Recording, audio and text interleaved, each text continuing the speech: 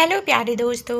आज हम तेरे इश्क में पागल एक रोमांटिक प्रेम कहानी का 38वां भाग लेकर आ गए हैं। तो चलिए आज की कहानी को शुरू करते हैं। रूहानी ने शिवाय से कहा, पर भाई मुझे यह नहीं चाहिए।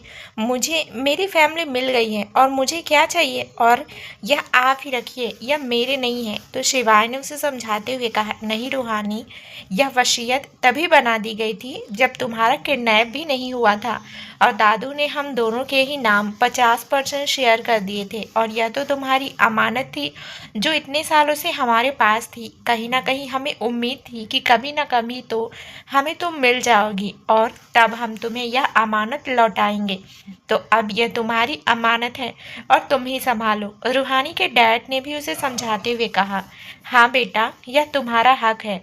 जैसे सिवाय मेरा बेटा है ऐसे तुम भी मेरी बेटी हो, और मैं चाहता हूँ कि मेरे दोनों बच्चे मिलकर मेरी विरासत को संभालें। सिवाय ने रूहानी को समझाते हुए कहा, हाँ रूहानी, डैड बिल्कुल सही कह रहे हैं और हमने बहुत वक्त संभाल लिया तुम्हारी अमानत को। अब तुम ही इसे संभालो और इस फाइल पर साइन करो। रूहानी समझ गई थी कि उसके डैड और उसके भाई उसकी बात नहीं मानेंगे, इसलिए उसने हार कर उन पेपर्स पर साइन कर दिए। दूसरा दिन रेहान ने ऑफिस से वापस लौटते वक्त रूहानी को सिवाय के घर से पिक कर लिया था। रूहानी को अपने मायके आए हुए 3-4 दिन तक का वक्त हो गया था। यह वक्त रेहान ने किस तरह से निकाला था यह तो वही जानता था। हालांकि रूहानी ने भी रेहान को बहुत मिस किया था, पर अपने डैड और भाई के साथ कुछ वक्त गुजार कर उसे काफ़ी अच्छा भी लग रहा था। रूहानी गाड़ी की फ्रंट सीट पर बैठी हुई रेहान को खुश होकर कई सारी बातें बता रही थी। पता है रेहान, शाम को जब भाई ऑफिस से घर आते हैं तो भाई, डैड और मैं हम तीनों ही गेम खेलते थे। और तुम्हें पता है, मुझे भाई ने बताया था कि जब मैं छोटी थी ना तो मुझे गेम खेलना नहीं आता था और मैं बार बार भाई से हार जाती थी। तो भाई मुझे चुप करवाने के लिए अक्सर मुझे ही जिता देते थे ताकि मेरा रोना बंद हो जाए, क्योंकि उन्हें पता था कि अगर उन्होंने ऐसा नहीं किया तो मैं उनसे बात ही नहीं करूँगी। तो रेहान, जो ड्राइव करते हुए रूहानी की सारी बातें सुन रहा था, उसने रूहानी की तरफ देखा और कहा, यह आदत तो तुम्हारी अभी भी है रूहानी, जीत करके अपनी बात मनवाने की। तो रूहानी ने मुस्कुराते हुए कहा, तो हम जिद तो उसी से करते हैं ना जिससे हम बहुत प्यार करते हैं, जैसे मैं तुमसे प्यार करती हूँ। तो रेहान ने रूहानी की तरफ देखकर उसके एक गाल को पिंच करते हुए कहा, देख रहा हूँ, वहाँ जाकर तुम बातें बनाना भी सीख गई हो। तो रूहानी ने खुश होते हुए कहा, मैंने इन 3 दिनों में अपने बचपन की कई सारी मेमोरी याद किया है जिन्हें मैं वक्त के साथ भूल गई थी। मुझे बहुत अच्छा लगा वहाँ जाकर। तुम्हें पता है, लड़कियाँ अपने मायके सिर्फ अपने बचपन जीने के लिए ही तो जाती हैं, और मैंने तो उस बचपन को दोबारा जिया है जिसे मैं वक्त के साथ भूल चुकी थी। फिर थोड़ा उदास होते हुए, पता है, जब मैं अनाथ आश्रम में थी ना तो अक्सर वो लोग हमें घुमाने के लिए बाहर ले जाते थे। तो अक्सर पार्क वगैरह में हम लोग जब छोटे छोटे बच्चों को अपने पेरेंट्स के साथ देखते थे ना, तब मेरा भी बड़ा मन करता था कि मेरे पास भी मेरे पेरेंट्स होने चाहिए जो मुझे ऐसे ही प्यार करें। उस वक्त मैं अपने पेरेंट्स को बहुत याद करती थी। मुझे लगता था कि शायद मैंने कोई गलती की है, इसलिए वह लोग मुझे यहाँ छोड़ गए हैं। मुझे नहीं पता था कि मुझे जन्म देने वाली औरत ही मुझे इस तरह से अनाथ आश्रम में छोड़ गई है। फिर कुछ देर चुप रहने के बाद रूहानी ने कहा, क्या ऐसे भी लोग दुनिया में होते हैं भला? कहते हैं ना कि माँ का दर्जा सबसे ऊंचा होता है और माँ अपने बच्चों के लिए कुछ भी कर गुजरती है। तो फिर उन्होंने मेरे साथ ऐसा क्यों किया, वह भी सिर्फ प्रॉपर्टी के लिए? रूहानी को उदास देखकर रेहान ने अपनी गाड़ी साइड में रोकी और फिर रूहानी की बाह पकड़कर उसे अपनी गोद में बैठा लिया और रूहानी की आंखों में देखते हुए कहा, तुम सिर्फ उस अच्छे वक्त को याद करो जो तुमने अपने भाई और अपने डैड के साथ बिताए हैं, ना ही उनके उसके बारे में सोचकर उदास रहो जिसने तुम्हारे साथ बुरा किया है, क्योंकि हमें हमेशा उन लोगों की कदर करनी चाहिए जो हमें बहुत प्यार करते हों, वह भी बिना किसी फ़ायदे के, ना कि उन लोगों के बारे में जो सिर्फ अपने फ़ायदे के लिए हमें इस्तेमाल करना जानते हैं। रूहानी ने अपना सिर रेहान के कंधे पर रख लिया और थोड़ी रुआसी आवाज़ में कहा, तुम सही कह रहे हो रेहान, पर मुझसे बहुत खुशी है पर मुझे बहुत खुशी है कि मुझे मेरी लाइफ में इतने सारे प्यार करने वाले लोग मिले हैं और यह तभी पॉसिबल हो पाया है जब से तुम मेरी ज़िंदगी में आए हो। थैंक्स रेहान, मेरी ज़िंदगी में आने के लिए और मुझे इतना प्यार करने के लिए।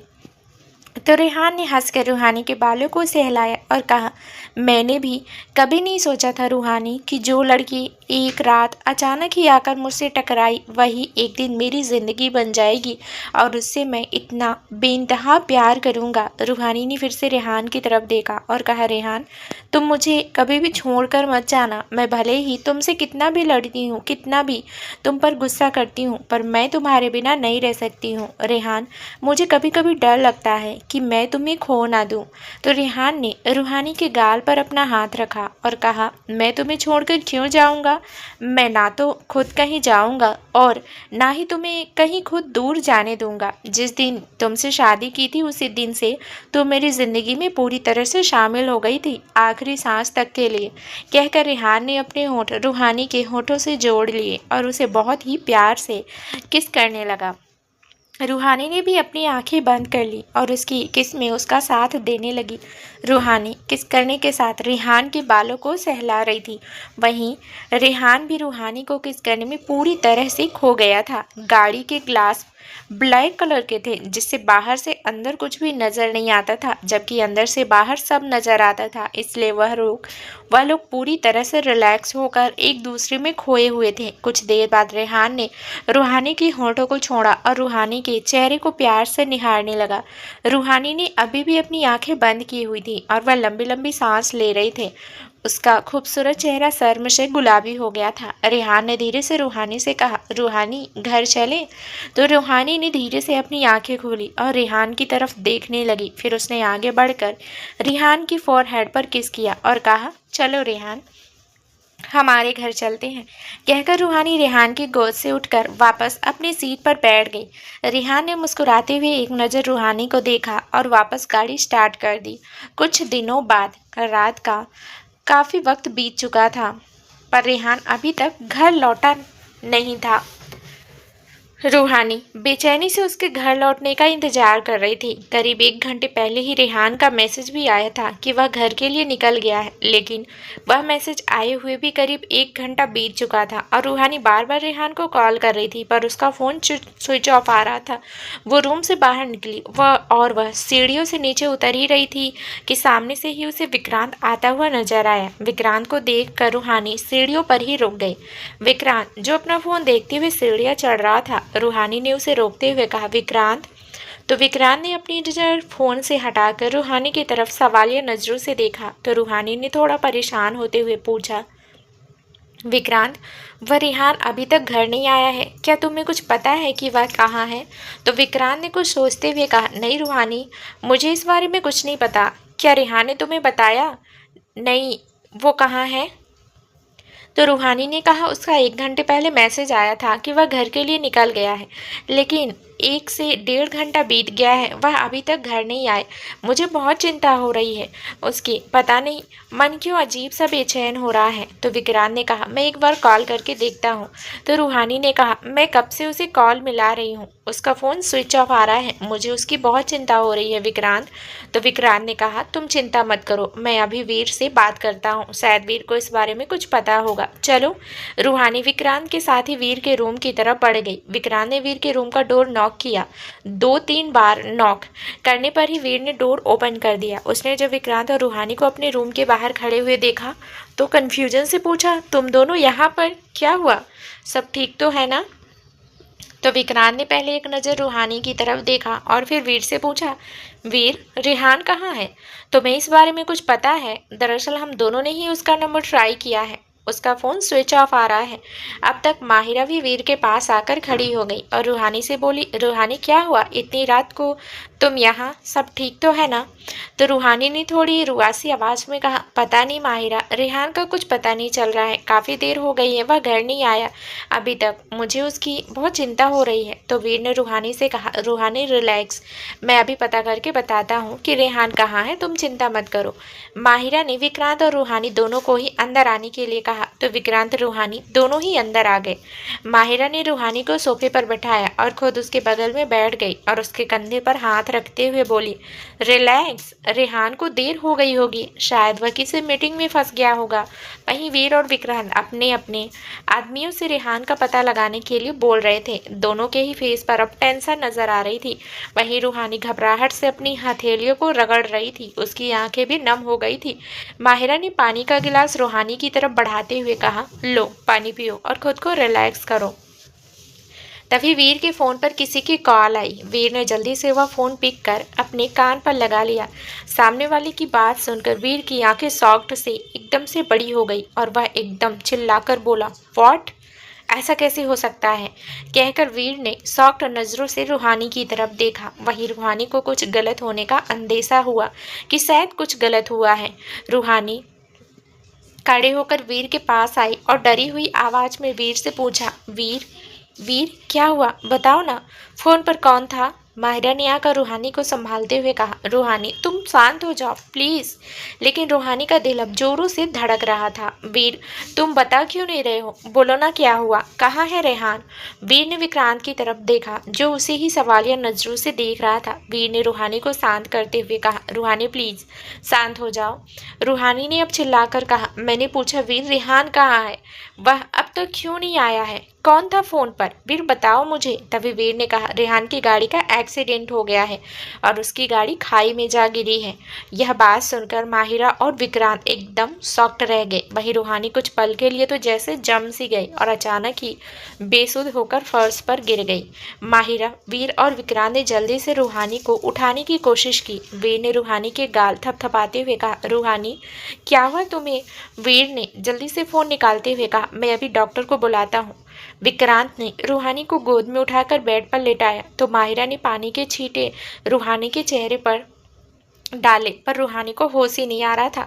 कुछ देर बाद रूहानी बेसुध सी बेड पर लेटी हुई थी। वहीं दादी सोफे पर बैठी हुई सुहाना के कंधे पर सिर रखे रो रही थी। सुहाना की भी आंखें आंसुओं से भरी हुई थी।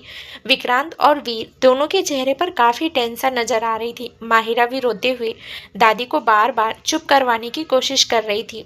कुछ देर बाद डॉक्टर ने रूहानी का चेकअप करने के बाद दादी से कहा, दादी आपकी बहू प्रेग्नेंट है। हालांकि डॉक्टर वहां का माहौल देखकर समझ गई थी कि ज़रूर कुछ बहुत बुरा हुआ है, इसलिए डॉक्टर के भी फेस एक्सप्रेशन बहुत ही सीरियस थे। जिस न्यूज़ को एक डॉक्टर हमेशा मुस्कुराते हुए सुनाती है, उन्होंने भी उसे काफ़ी सीरियस एक्सप्रेशन के साथ बताई। यह खबर सुनकर दादी का रोना और बढ़ गया, क्योंकि उन्हें एक साथ दो अलग अलग न्यूज मिली थी, जहाँ रेहान के लिए बुरी खबर तो वहीं रेहान के आने वाले बच्चे की अच्छी खबर। कुछ देर बाद डॉक्टर कुछ और इंस्ट्रक्शन देकर वहां से चली गई। धीरे धीरे रूहानी को होश आने लगा तो माहिरा और सुहाना दोनों ही जल्दी से आकर रूहानी की अगल बगल बैठ गई। रूहानी ने अपनी आंखें खोलकर रूम की तरफ देखा। कुछ देर बाद वह सिर पकड़कर बैठ गई, लेकिन वहां का माहौल देखकर उसे कुछ वक्त पहले की वीर की बात याद आ गई। वह एक बार फिर वीर की तरफ देखते हुए बोली, वीर, यह रेहान रेहान क्यों नहीं आया अब तक? बोलो ना रेहान क्यों नहीं आया? बोल दो कि वह एक्सीडेंट, वह सब झूठ था ना, वो सिर्फ एक गलतफहमी थी ना। वीर बेबस नजरों से रूहानी को देख रहा था। उसने विक्रांत की तरफ देखा तो विक्रांत ने भी एक गहरी सांस लेकर अपनी बेबसी जता दी। वहीं दादी रोते हुए रूहानी के पास आई और उसके सिर पर हाथ फेरते हुए बोली, मेरी बच्ची शांत हो जा, संभाल खुद को, तू अकेली नहीं है, अब तुम माँ बनने वाली है और रेहान का अंश तुम्हारी कोख में पल रहा है, तुझे उसके बारे में भी सोचना है। रूहानी ने जब यह सुना कि वह माँ बनने वाली है तो खुद ब खुद उसके हाथ अपने पेट पर चले गए और वह शूनी आंखों से दादी को देखने लगी। दादी, क्या यह सच है? क्या वाकई में मैं रेहान और मैं पेरेंट्स बनने वाले हैं? फिर रूहानी एकदम से खुश होते हुए बोली, मुझे यह खबर रेहान को सुनानी है, मुझे यह रेहान को बताना होगा। कहकर रूहानी अपना फ़ोन ढूंढने लगी। दादी और बाकी सब समझ गए कि रूहानी को बहुत बड़ा सदमा लगा है, इसलिए वह बार बार रूहानी को संभालने की कोशिश कर रहे थे, पर रूहानी सबको खुद से दूर करते हुए बोल रही थी, हटो, मुझे रेहान के पास जाना है, मुझे यह खबर उसे सुनानी है कि वह अब बाप बनने वाला है। हाँ, वो ये खबर सुनकर बहुत खुश हो जाएगा। रूहानी जल्दी से बेड से उतरने की कोशिश कर रही थी, पर माहिरा और सुहाना दोनों ने ही रूहानी को कसकर पकड़ लिया। दादी ने रूहानी को अपने सीने से लगा लिया और उसका सिर सहलाते हुए बोली, मेरी बच्ची संभाल खुद को। मैं जानती हूँ यह वक्त बहुत कठिन है तेरे लिए, बल्कि हम सबके लिए भी, पर इस बच्चे के लिए तुझे खुद को संभालना होगा, हिम्मत रखनी होगी। दादी के सीने से लगते ही रूहानी एकदम से जोर जोर से चीखें मार मार कर रोने लगी। रूहानी की दर्द भरी चीखें सुनकर सबका दिल जैसे फटा जा रहा था। रूहानी की ऐसी हालत देखकर विक्रांत और वीर की भी आंखें नम हो गई। विक्रांत ने वीर से कहा, चलो हमें भी जाना होगा। वीर ने हाँ में सिर हिलाया और एक नज़र माहिरा की तरफ देखा तो माहिरा ने भी अपना सिर हाँ में हिलाया। तो वीर और विक्रांत दोनों रूम से बाहर चले गए। दूसरे ही दिन रेहान राठौर की मौत की खबरें हर सोशल मीडिया पर, न्यूज़ चैनल पर, न्यूज़पेपर पर छाई हुई थी। रेहान राठौर काफ़ी बड़ी हस्ती था और अचानक उसकी डेथ से सभी लोग शॉक्ड रह गए थे। कोई भी इस न्यूज़ पर बिलीव नहीं कर पा रहा था कि आखिर यह सब अचानक हुआ कैसे। 4 साल बाद विक्रांत स्टडी रूम में चेयर पर बैठे हुए लैपटॉप पर कोई वर्क कर रहा था। वहीं वीर भी उसके सामने ही चेयर पर बैठे हुए किसी फाइल को रीड कर रहा था। तभी विक्रांत को ऐसा महसूस हुआ कि कोई उसके कोट को हल्का सा खींच रहा है। विक्रांत ने अपनी नज़र नीचे की तरफ झुकाई तो वहां पर एक बहुत ही क्यूट सी बच्ची जो करीब 3 साल की थी और उसके घुंघराले से बाल और अपनी चमकती हुई आंखों से विक्रांत को देख रही थी। उस बच्ची के फेस पर बहुत ही क्यूट एक्सप्रेशन थे और वह अपने घुटने के बल विक्रांत के चेयर के पास ही बैठी हुई थी। विक्रांत ने अपनी भौहें चढ़ाते हुए जैसे उससे पूछा, क्या हुआ?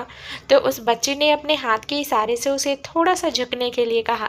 तो विक्रांत थोड़ा सा उसकी तरफ झुका तो उस बच्चे ने विक्रांत के कान के पास धीरे से जाकर कहा, मैं यहाँ पर छुपने आई हूँ, मम्मा को मत बताना कि मैं यहाँ पर हूँ। तो विक्रांत ने भी धीरे से पूछा, अब तुमने क्या किया है?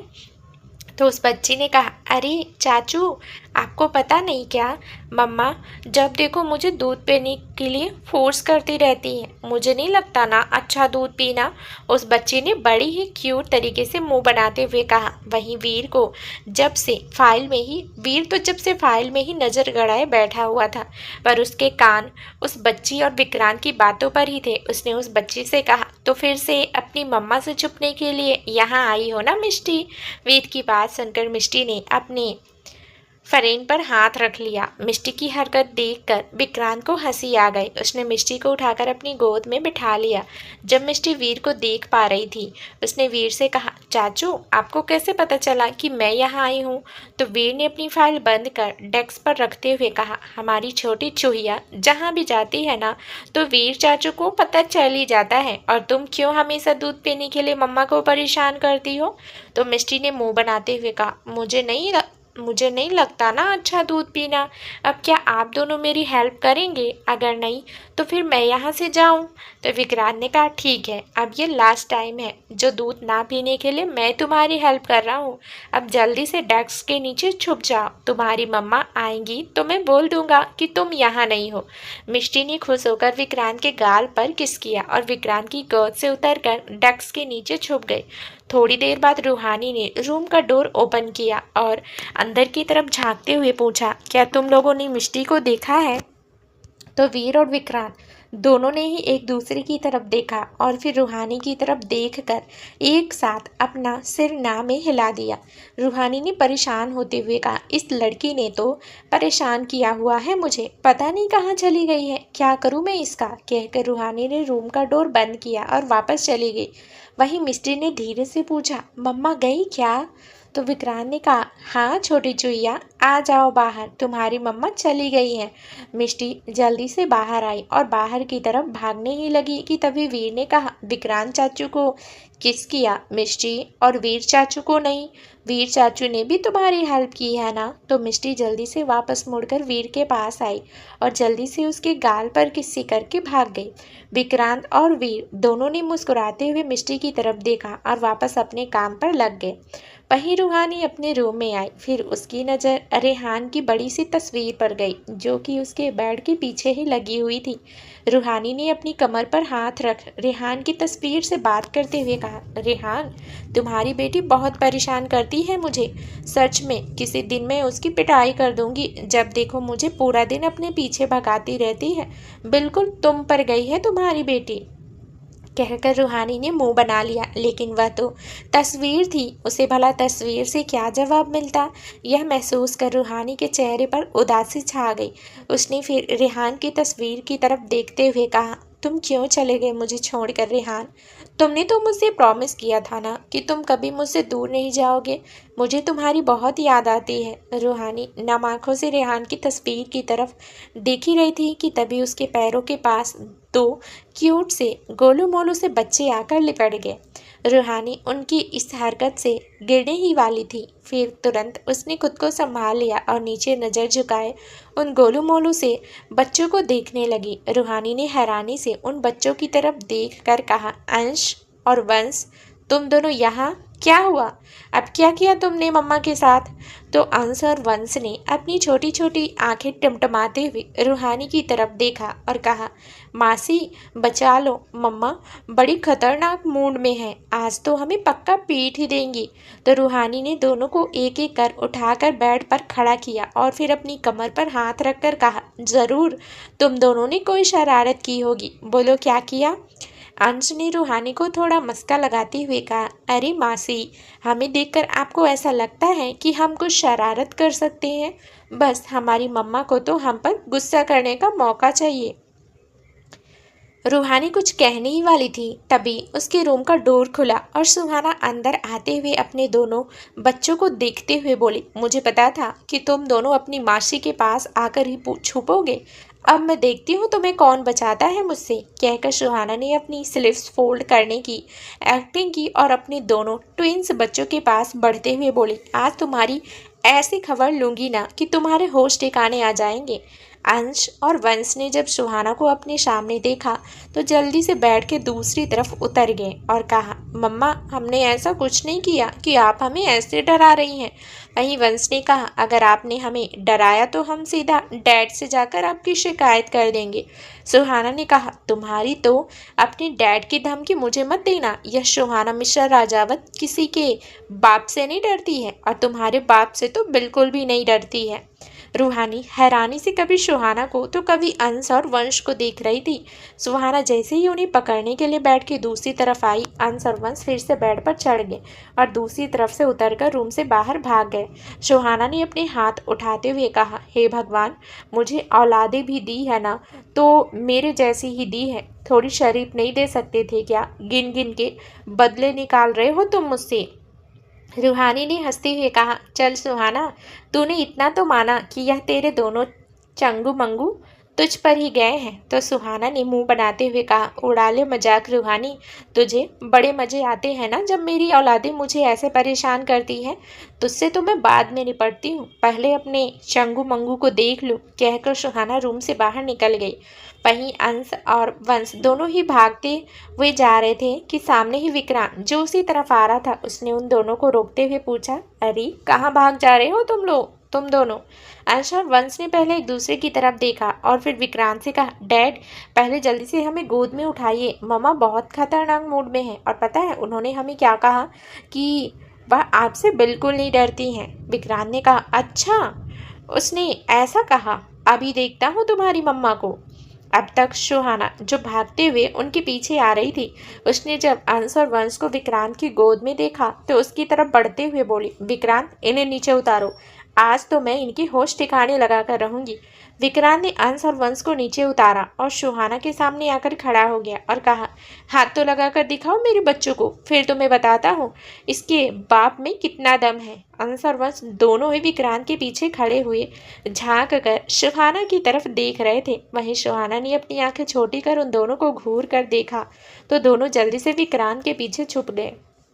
वहीं विक्रांत ने सुहाना के पास जाकर उन्हें आंखें दिखाना बंद कर पास जाकर कहा, आंखें दिखाना बंद करो और खबरदार मेरे बच्चों को ऐसे घूर कर देखा तो। सुहाना ने भी अपनी कमर पर हाथ रख अपना सिर उठाकर विक्रांत की तरफ देखा और कहा, तो क्या कर लोगे तुम? बोलो, मैं आज इन्हें घूर कर भी देखूंगी और उन्हीं की पिटाई भी करूंगी, रोक सकते हो तो रोक कर दिखाओ।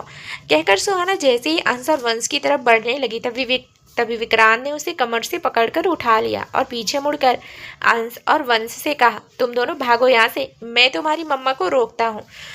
तो अंश और वंश ने जल्दी से एक की तरफ देखा और अपने डैड से कहा, डैड मम्मा को छोड़ना मत, इन्होंने और भी बहुत कुछ कहा था आपके बारे में।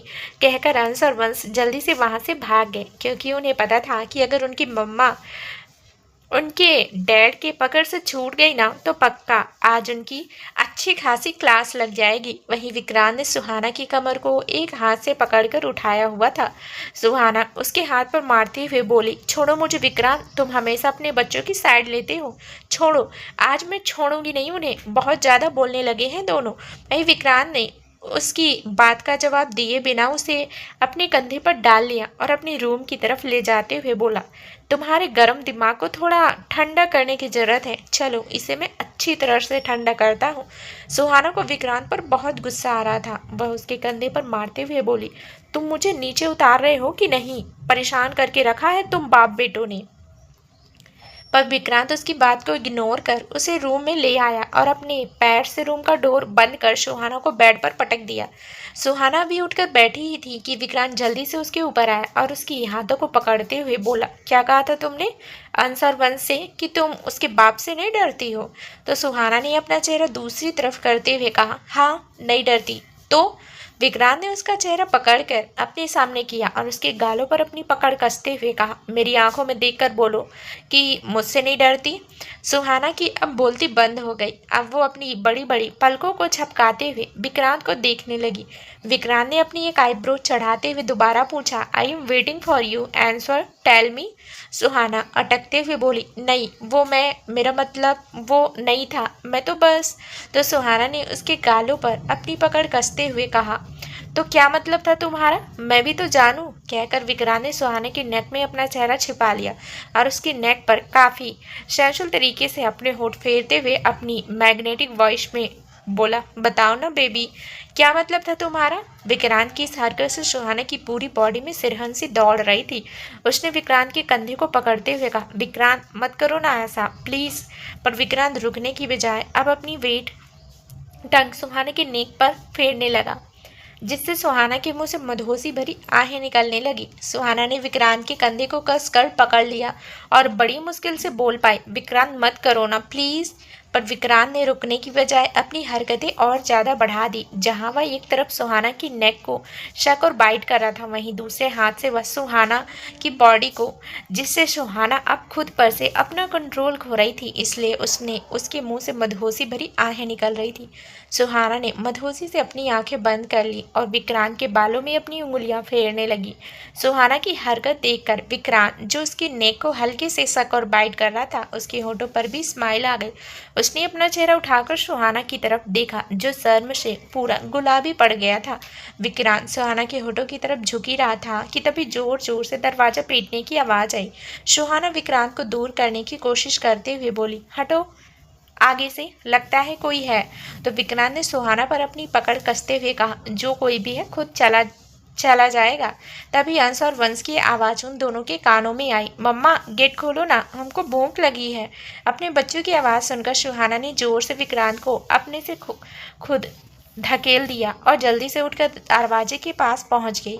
विक्रांत, जो पूरी तरह से सुहाना की किस में खोया हुआ था, सुहाना के अचानक ऐसा करने से खुद को संभाल नहीं पाया और सीधा उसके बगल में ही गिर गया था।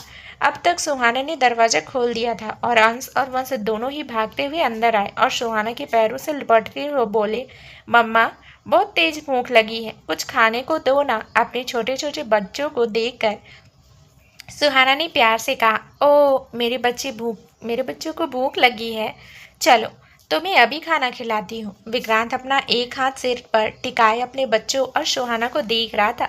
सुहाना और बच्चों का यह पैचअप देखकर विक्रांत के होठों पर स्माइल आ गई। वह जानता था सुहाना चाहे अंश और वंश पर कितना भी गुस्सा करे, लेकिन उसकी जान बसती थी अपने बच्चों में। और वो यह भी जानता था कि सुहाना खुद चाहे अपने बच्चों को कितना भी डांट ले, लेकिन मजाल है किसी और को उन्हें डांटने भी दे। यहाँ तक कि विक्रांत भी अगर कभी बच्चों को डांट देता था तो वह विक्रांत से भी लड़ पड़ती थी। राठौर इंडस्ट्रीज। मीटिंग रूम में रूहानी अपने प्रोजेक्ट की प्रेजेंटेशन दे रही थी। वहीं वहां पर इस प्रोजेक्ट से जुड़े सभी बिजनेसमैन भी बैठे हुए थे, साथ में विक्रांत और वीर भी। सुहानी काफ़ी प्रोफेशनल तरीके से यह प्रेजेंटेशन दे रही थी और अपनी बात को काफ़ी अच्छे तरीके से लोगों को समझा रही थी, जिससे वहां मौजूद और बिजनेसमैन रूहानी से इम्प्रेस हुए बिना रह ना पाए। इन 4 सालों में रूहानी ने खुद को काफ़ी हद तक बदल दिया था और वह जितना हो सके खुद को बिजी रखने की कोशिश करती थी, क्योंकि जब भी वह अकेली होती तो रेहान की यादें उसे घेर लेती थी। वह जानती थी कि उसे कमज़ोर नहीं पड़ना है। उसे रेहान की कंपनी को काफ़ी अच्छे से संभाला भी था, क्योंकि रेहान के जाने के बाद उसकी कंपनी की सारी जिम्मेदारी रूहानी पर आ गई थी। विक्रांत और वीर की गाइडेंस में रूहानी ने यह काम बखूबी संभाला भी था। मीटिंग खत्म होने के बाद एक एक कर सभी बिजनेसमैन रूम से बाहर चले गए। वीर ने रूहानी के पास आकर कहा, मानना पड़ेगा रूहानी, तुम काफ़ी अच्छा कर रही हो।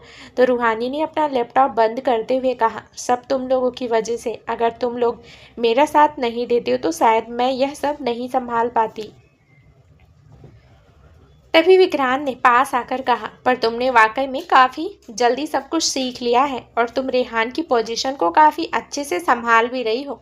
रेहान का जिक्र सुनकर रूहानी के चेहरे पर उदासी आ गई, पर जल्दी ही उसने अपनी उदासी छुपाते हुए कहा, वह तो मुझे करना ही था ना विक्रांत। आखिर रेहान ने इतनी मेहनत की है इस कंपनी पर, तो मैं उसकी मेहनत यूँ बेकार तो नहीं जाने दे सकती ना। रूहानी ने अपना लैपटॉप लिया और रूम से बाहर चले गए। विक्रांत ने उसे जाते हुए देखा। उसने वीर से कहा, रूहानी चाहे कितनी भी कोशिश कर ले अपने दिल के दर्द को छुपाने की, पर उसकी आंखों में वह दर्द नजर आता है वीर। पर अफसोस कि हम इसके लिए कुछ नहीं कर सकते, और कोई परेशानी होती तो हम लोग उसे दूर कर भी देते। पर रेहान रेहान के जाने से रूहानी बहुत अकेली पड़ गई है। वहीं स्विट्जरलैंड एक बहुत ही खूबसूरत था घर, जिसके बाहर बहुत ही खूबसूरत गार्डन बना हुआ था। उसी घर के एक बड़े से रूम में एक आदमी पेट के बल बेड पर सोया हुआ था। उसका एक हाथ एक बच्ची के ऊपर ही था, जैसे उसने उस बच्ची को अपने करीब किया हुआ हो। वह बच्ची भी बहुत क्यूट थी, यही कोई 4-5 साल की, और उस आदमी से चिपक कर सो रही थी। सोते हुए भी उसके फेस पर बड़ी ही प्यारी सी स्माइल थी। तभी उस रूम का डोर ओपन हुआ और एक लड़की अंदर आई। उस लड़की ने इस वक्त ढीला ढाला सा टॉपर और जीन्स पहनी हुई थी। उसने एक नज़र बेड पर सोए हुए उस आदमी और बच्चे की तरफ देखा, जिसे देखकर उसके फेस पर स्माइल आ गई। फिर उसने आगे बढ़कर रूम के कर्टन खोल दिए, जिससे हल्की हल्की धूप अब अंदर आने लगी। धूप उन दोनों के ही चेहरे पर पड़ने लगी, तो दोनों ने ही अपना चेहरा दूसरी तरफ फेर लिया। तो उस लड़की ने हंसते हुए कहा, दोनों बाप बेटी एक जैसे हैं। फिर आगे बढ़कर उसने उस बच्ची को अपनी गोद में उठा लिया। कैंडी, उठो, तुम्हें स्कूल नहीं जाना क्या? उस बच्ची का नाम कैंडी था। उसने कसमसाते हुए कहा, मम्मा और सोना है, सोने दो ना। तो उस लड़की ने कहा, बेटा अगर तुम ऐसे सोओगी तो स्कूल कैसे जाओगी? रोज़ तो तुम छुट्टी नहीं कर सकती ना, चलो उठो फटाफट। उस बच्ची की आवाज़ सुनकर उस आदमी की भी नींद खुल गई। उसने अपनी आंखें खोलकर उस लड़की की तरफ देखा और कहा, रावी क्यों परेशान कर रही हो उसे? सोने दो, एक दिन स्कूल नहीं जाएगी तो क्या कोई दिक्कत नहीं होगी। कहकर उस आदमी ने उस बच्ची को अपनी गोद में लेने के लिए अपना हाथ आगे बढ़ाया, तो कैंडी भी जल्दी से उस आदमी की गोद में जाकर सिमट गई। तो रावी ने थोड़ा नाराजगी से कहा, आदित्य तुम अपनी बेटी को बिगाड़ रहे हो। इसका रोज रोज ऐसे स्कूल बंक करना ठीक नहीं है, इसकी पढ़ाई पर भी असर पड़ेगा ना। उस आदमी ने, जिसका नाम आदित्य था, उसने रावी की तरफ देखा और कहा, ठीक है, सिर्फ आज इसकी छुट्टी कर दो, कल से मैं इसे नहीं रोकूंगा, ठीक है ना। फिर उसने कैंडी की तरफ देखते हुए कहा, डैडी मैं सही कह रहा हूँ ना, कल से तुम स्कूल बंक नहीं करोगी ना। तो कैंडी ने अपना छोटा सा सिर हिलाकर आदित्य की तरफ देखा। हाँ डैड, कल से मैं बिल्कुल परेशान नहीं करूंगी और अपने आप उठ जाऊंगी, कहकर कैंडी ने वापस अपना सिर आदित्य के सीने में छुपा लिया। तो आदित्य ने हंसकर कैंडी को अपनी बाहों में भर लिया। रावी ने अपना सिर हिलाते हुए कहा, तुम दोनों बाप बेटी का कुछ नहीं हो सकता है, कहकर रावी रूम से बाहर चली गई। कैंडी ने एक बार फिर अपने डैड से कहा, डैड मम्मा गुस्सा हो गई हैं, आप मनाओ ना उन्हें। तो आदित्य ने कहा, डोंट वरी बेटा, मैं तुम्हारी मम्मा को मना लूँगा, तुम फिक्र मत करो। आदित्य कैंडी को गोद में बाहर उठाए हॉल में आया, तो दोनों की नज़र किचन की तरफ गई, जहाँ पर रावी उन दोनों के लिए ब्रेकफास्ट तैयार कर रही थी। उसके चेहरे से ही लग रहा था कि वह दोनों से ही नाराज है। आदित्य ने कैंडी से कहा, लगता है तुम्हारी मम्मा बहुत नाराज हो गई हैं। तो कैंडी ने कहा, हाँ डैड, मुझे भी लग रहा है। प्लीज़ आप मम्मा को मना लो ना, मुझे अच्छा नहीं लगता अगर मम्मा नाराज होती हैं। आदित्य ने कैंडी की तरफ देखा और कहा, तुम यहीं बैठो, बस मैं अभी तुम्हारी मम्मा का मूड ठीक करता हूँ। कहकर आदित्य ने कैंडी को डाइनिंग टेबल पर ही बैठा दिया और खुद किचन की तरफ चला गया। आदित्य रावी के बगल में ही आकर काउंटर से टिक कर खड़ा हो गया और अपने हाथ में एक एप्पल लेते हुए बोला, इतना गुस्सा? रावी, तुम ज़्यादा गुस्सा मत किया करो, वरना तुम्हारे फेस पर रिंगल्स आ जाएंगे। रावी ने तिरछी नजर से आदित्य की तरफ देखा, जो अपने एक हाथ में सेब पकड़े हुए उसे खा रहा था। फिर रावी ने दोबारा अपना ध्यान अंडा फेंटने की तरफ लगा दिया और कहा, अगर इतनी ही परवाह है तो फिर गुस्सा दिलाते क्यों हो? आदित्य ने स्माइल के साथ रावी से कहा, तुम छोटी छोटी बातों पर गुस्सा करती ही क्यों हो? क्या हो गया अगर बच्ची ने एक दिन की छुट्टी कर ली तो? रावी ने अब अंडा फेंटना छोड़कर अपनी कमर पर हाथ रखते हुए कहा, यह छोटी छोटी बातें हैं आदित्य। कैंडी दिन पर दिन बिगड़ती जा रही है, वह मेरी बात तो मानती नहीं है। तो आदित्य ने अपने कान पकड़ते हुए कहा, सॉरी बाबा, आज से मैं बिल्कुल कैंडी को बिल्कुल भी बिगड़ने नहीं दूंगा और तुम दोनों के बीच में भी नहीं आऊँगा। अब तो अपने फेस पर स्माइल ले आओ। आदित्य की बात सुनकर रावी के फेस पर स्माइल आ गई। रावी ने अपनी बाहें आदित्य की कमर में लपेट ली और अपना सिर आदित्य के सीने पर रखते हुए कहा, बहुत प्यार करते हो ना तुम कैंडी से? तो आदित्य ने भी उसे हक करते हुए कहा, बहुत ही ज़्यादा, मेरी जान है वो और उसकी खुशी के लिए मैं कुछ भी कर सकता हूँ। तो रावी ने सिर उठाकर आदित्य की तरफ देखा और कहा, तो ऐसा करते हैं ना, अब छुट्टी तो उसने कर ही ली, तो क्यों ना उसे लेकर एग्जूमेंट पार्क चले? वैसे भी काफ़ी टाइम से वो जिद कर रही थी कि उसे अम्यूज़मेंट पार्क जाना है। इस पर आदित्य ने कहा, जो हुक्म मेरे आका, आप जैसा कहेंगे हम वैसा ही करेंगे। आदित्य ने ये कुछ इस तरीके से कहा कि रावी को जोर से हंसी आ गई। तभी कैंडी भी जल्दी से टेबल से नीचे उतरी और आकर अपने मम्मा डैड को हक करते हुए बोली, मैं भी तो हूँ, मुझे भी तो हक करो ना। आदित्य और रावी ने झुककर कैंडी की तरफ देखा तो आदित्य ने कैंडी को अपनी गोद में उठा लिया और उसके गाल पर किस करते हुए कहा, हाँ मेरी जान, तुम्हें हम कैसे भूल सकते हैं। इस वक्त यह तीनों ही एक हैप्पी फैमिली की तरह लग रहे थे। इंडिया। मिष्टी ने धीरे से अपने रूम का डोर बंद किया और आकर बेड पर खड़ी हो गई। इस वक्त रूम में सिर्फ मिष्टी ही थी। मिष्टी रेहान की फोटो के सामने खड़ी होते हुए बोली, डैड, आपको पता है मम्मा ने कल मुझे बहुत सारा डांटा था, आप मम्मा को समझाते क्यों नहीं कि मिष्टी अभी छोटी सी बच्ची है, उसे ज़्यादा डांटा ना करें। फिर मिष्टी जल्दी से रेहान की फ़ोटो को एक फ्लाइंग किस देते हुए बोली, आई लव यू डैड। मम्मा कहती हैं कि आप गॉड के घर में बैठकर मुझे देखते हैं और मेरी सारी बातें सुनते भी हैं, तो आप गॉड से कहिए ना कि मुझे मिष्टी के पास जाना है। मिष्टी अपने डैड को बहुत मिस करती है। आप जब आ जाओगे ना तो मम्मा भी हैप्पी हो जाएगी, वरना मम्मा कभी कभी बहुत सैड हो जाती है और मुझे मम्मा को ऐसे सैड देखना अच्छा नहीं लगता। तो आप मुझसे प्रॉमिस कीजिए कि आप जल्दी से मम्मा के पास आ जाओगे।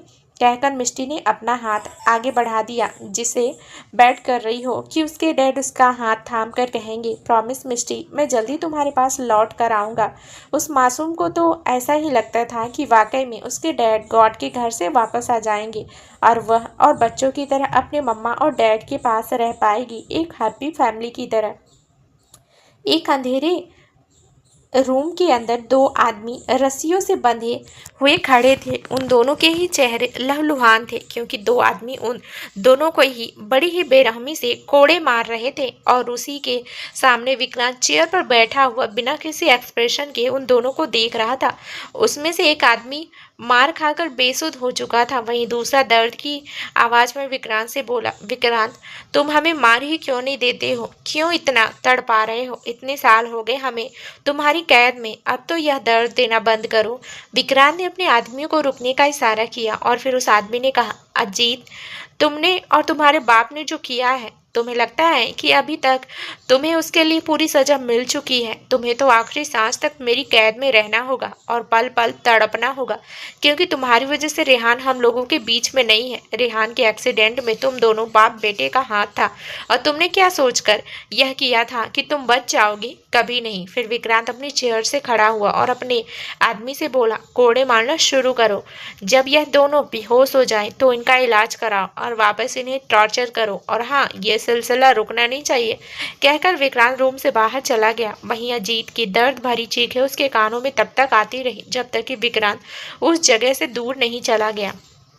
दादी रूहानी के साथ हॉल में ही बैठी हुई कुछ बातें कर रही थी कि तभी वहां पर देविका ने आते हुए कहा, दादी कैसी हैं आप? देविका को देखकर रूहानी और दादी के फेस पर बड़ी सी स्माइल आ गई। दादी सोफे से खड़े होते हुए बोली, देविका मेरी बच्ची आ गई तुम, मैं कुछ देर पहले तुझे ही याद कर रही थी। देविका आकर दादी के गले लग गई। फिर वह रूहानी के गले लगते हुए बोली, रूहानी कैसी हो? रूहानी ने मुस्कुराते हुए कहा, हाँ भाभी मैं बिल्कुल ठीक हूँ, और आप कैसे हैं? तो देविका ने भी मुस्कुराकर अपना सिर हाँ में हिलाया और कहा, मैं भी बिल्कुल ठीक हूँ।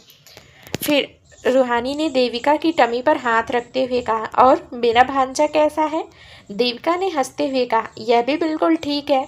तभी शिवाय ने उसके उनके पीछे ही अंदर आया था। उसने कहा, कोई मेरा भी हालचाल पूछ लो कि भाभी और भांजे से ही मतलब है। रूहानी ने हंसते हुए कहा, भाई जब आपकी बीवी और बच्ची दोनों सही हैं तो मतलब आप भी ठीक हो, है ना? शिवा ने जाकर रूहानी को हक किया और कहा, कैसी है बच्चा? तो रूहानी ने अपना सिर हाँ में हिलाया और कहा, मैं ठीक हूँ। तभी मिष्टी सीढ़ियों से उतरते हुए बोली, मामू मेरे से भी तो मिल लो, मैं भी तो आपका वेट कर रही थी ना। मिष्टी को देखकर देविका और शिवाय के फेस पर स्माइल आ गई। शिवाय घुटनों के बल फर्श पर ही बैठ गया और उसने अपने हाथ फैला लिए। मिष्टी भागते हुए आई और शिवाय के सीने से लग गई। शिवाय ने मिष्टी को अपनी गोद में उठा लिया और उसके गाल पर किस करते हुए कहा, मामू की जान तुम कैसी हो? मामू ने और तुम्हारी मामी ने तुम्हें बहुत मिस किया। तो मिष्टी ने भी शिवाय की गाल पर किस किया और कहा, मिष्टी ने भी अपने मामी को और अपनी छोटू बेबी को बहुत मिस किया। मामू आप मुझे घुमाने कब ले जाओगे? तो रूहानी ने मिष्टी से कहा, मिष्टी मामू अभी आए हैं ना, उन्हें थोड़ी देर बैठने तो दो। तो देविका ने रूहानी से कहा, रूहानी जाने दो उसे अपने मामू के साथ, तुम्हें नहीं पता इसके मामू भी ना मिष्टी को बहुत याद करते हैं। शिवाय ने मिष्टी को बाहर की तरफ ले जाते हुए कहा, अब तुम दोनों ननद भाभी बैठकर अपने दिल के हाल चाल बांटो, मैं तो चला अपनी मिष्टी के साथ बाहर घूमने। मिष्टी ने पीछे से अपनी मम्मा को हाथ हिलाते हुए बाय कहा। तो रूहानी ने भी उसे बाय करते हुए कहा, बाय मिष्टी, मामू को ज़्यादा परेशान मत करना और उनकी सारी बातें मानना, ठीक है? फिर दादी, रूहानी और देविका तीनों ही सोफे पर बैठ गए। देविका ने रूहानी का हाथ अपने हाथों में लिया और कहा, रूहानी तुम्हें पता है ना, कल तुम्हारे भाई की और मेरी शादी की 2nd एनिवर्सरी है, तो इसलिए हमने एक छोटी सी पार्टी रखी है। इसमें सिर्फ फैमिली मेम्बर को ही बुलाया है, तो तुम कल ज़रूर आना। फिर दादी से कहा, दादी आपको भी आना है पूरी फैमिली के साथ, और दादाजी को भी साथ में लेकर आना। तो दादी ने कहा, देविका बेटा मेरी तबीयत थोड़ी ठीक नहीं है तो मैं तो नहीं आऊँगी, पर पूरी फैमिली ज़रूर आ जाएगी, इन्हें मैं भेज दूँगी। तो रूहानी ने कहा, भाभी मैं भी नहीं आ सकती, मैं मिष्टी को भेज दूँगी बाकी सबके साथ। तो दादी ने रूहानी से कहा, रूहानी बेटा तुम कहीं भी नहीं जाती हो, सिर्फ ऑफिस से घर, घर से ऑफिस, उसके अलावा भी लोगों से मिलो जुलो, कब तक तुम ऐसे रहोगी? दादी की बात सुनकर देविका ने भी रूहानी को समझाते हुए कहा, हाँ रूहानी दादी सही कह रही हैं और तुम्हें अपने अतीत से बाहर निकलना ही होगा मिष्टी के लिए। अगर तुम खुश रहोगी तो मिष्टी भी तो खुश रहेगी ना। अब मिष्टी बड़ी हो रही है और हर बच्चा चाहता है अपनी माँ को हमेशा खुश देखना। रूहानी देविका के कहने का मतलब समझ रही थी, क्योंकि उसने भी नोटिस किया था कि कभी भी रूहानी उदास होती थी तो मिष्टी भी सैड हो जाती थी। इसलिए रूहानी बहुत कोशिश करती थी कि वह मिष्टी के सामने बिल्कुल भी उदास ना रहे। स्विट्जरलैंड। आदित्य और कैंडी दोनों ही सोफे पर बैठे हुए एक मूवी देख रहे थे। यह एक कार्टून मूवी थी जो आदित्य को कैंडी की वजह से देखनी पड़ रही थी। तभी रावी वहां आकर आदित्य के बगल में बैठते हुए बोली, आदित्य हमें इंडिया वापस आना होगा। तो आदित्य ने रावी की तरफ देखा और पूछा, क्यों? तो रावी ने कहा, वह डैड की तबीयत ठीक नहीं है और यह कैंडी से और मुझसे मिलना चाहते हैं। आदित्य ने कहा ठीक है, फिर कब निकलना है? तो रावी ने कहा हमें कल ही निकलना होगा, कुछ दिन वहां रुककर हम वापस आ जाएंगे। कैंडी ने जब रावी की बात सुनी तो खुश होते हुए बोली हम नानू से मिलने इंडिया जा रहे हैं मॉम। तो रावी ने मुस्कुराकर कहा हाँ कैंडी, नानू तुम्हें बहुत मिस कर रहे हैं। तो कैंडी खुशी से सोफे पर उछलते हुए बोली वाओ, मैं इंडिया देखूंगी, मैंने इंडिया कभी नहीं देखा। तो रावी ने हंसते हुए कहा कैंडी तुम बहुत छोटी थी जब हम लोग यहाँ आ गए थे, इन्होंने इसलिए तुम्हें इंडिया का कुछ भी याद नहीं है, लेकिन इस बार मैं तुम्हें अच्छे से इंडिया में घुमाऊंगी। रावी ने खड़े होते हुए कहा ठीक है, मैं कल की पैकिंग करती हूँ। आदित्य तुम कैंडी को सुला देना प्लीज। तो आदित्य ने कैंडी को अपनी गोद में लेते हुए कहा तुम चिंता मत करो, मैं कैंडी को सुला दूंगा, तुम कल के लिए पैकिंग कर लो। कहकर आदित्य ने टीवी ऑफ किया और कैंडी को गोद में लिए हुए ही वहां से चला गया। रावी ने आदित्य को जाते हुए देखा, फिर थोड़ा परेशान होते हुए बोली हम इंडिया जा तो रहे हैं पर हम वहाँ ज़्यादा दिन तक रुक नहीं सकते, हमें जल्दी वहाँ से वापस आना ही होगा। सोचकर रावी ने एक गहरी सांस ली और अपने रूम की तरफ बढ़ गई। दूसरा दिन इंडिया। फ्लाइट मुंबई एयरपोर्ट पर लैंड होते ही कुछ देर बाद कैंडी आदित्य और रावी के साथ एयरपोर्ट से बाहर आई। कैंडी इंडिया आकर बहुत खुश लग रही थी और उछलते हुए आगे चल रही थी। रावी ने हंसते हुए आदित्य से कहा आदित्य हमसे ज़्यादा खुश तो ये लग रही है। तो आदित्य ने कहा पता नहीं क्यों, पर मुझे भी यहाँ बहुत अच्छा लग रहा है रावी, जैसे यहाँ से एक गहरा कनेक्शन है मेरा। आदित्य की बात सुनकर रावी की फेस की स्माइल तुरंत चली गई। उसने बात बदलते हुए कहा आदित्य मैं डैड को इन्फॉर्म कर देती हूँ कि हम लोग इंडिया पहुँच चुके हैं। तो आदित्य ने हाँ में सिर हिलाया और आगे बढ़कर कैंडी को अपनी गोद में उठा लिया। कुछ देर बाद एक कैब एक बड़े से घर के सामने रुकी। आदित्य रावी और कैंडी के साथ गाड़ी से बाहर आया। रावी ने स्माइल के साथ उस घर को देखा। रावी ने आदित्य से कहा मुझे यहाँ आकर बहुत अच्छा लग रहा है और डैड भी हम सबको देखकर बहुत खुश हो जाएंगे। आदित्य ने भी मुस्कुराकर रावी की तरफ देखा और अपने कदम घर की तरफ बढ़ा दिए। रावी ने मेन डोर के पास पहुंचकर डोर की बेल प्रेस की। कुछ देर बाद एक मैड ने डोर ओपन किया तो रावी आदित्य और कैंडी तीनों ही अंदर चले गए। हॉल में ही रावी के डैड उनका बेसब्री से इंतजार कर रहे थे। जैसे उन्होंने रावी और कैंडी को देखा वह खुश होकर खड़े होते हुए उनके पास आए। कैंडी तो जाकर अपने नानों से लिपट ही गई। फिर रावी ने डैड से आदित्य और रावी को भी हक किया और सोफे पर बैठने का इशारा करते हुए कहा आओ बैठे रहो, तुम बहुत थक गए होगे ना इतनी दूर के सफ़र से। फिर उन्होंने अपनी मैड से कहा सुनीता जाकर सबके लिए चाय पानी की व्यवस्था करो। जी सर, बस मैं अभी लेकर आई, कहकर मैड वहाँ से चली गई। तो दोस्तों क्या नया ट्विस्ट होगा आगे इस कहानी में, ये जानने के लिए इस कहानी का अगला भाग जरूर सुने जो बहुत ही जल्दी इस चैनल पर प्रसारित कर दिया जाएगा। धन्यवाद दोस्तों।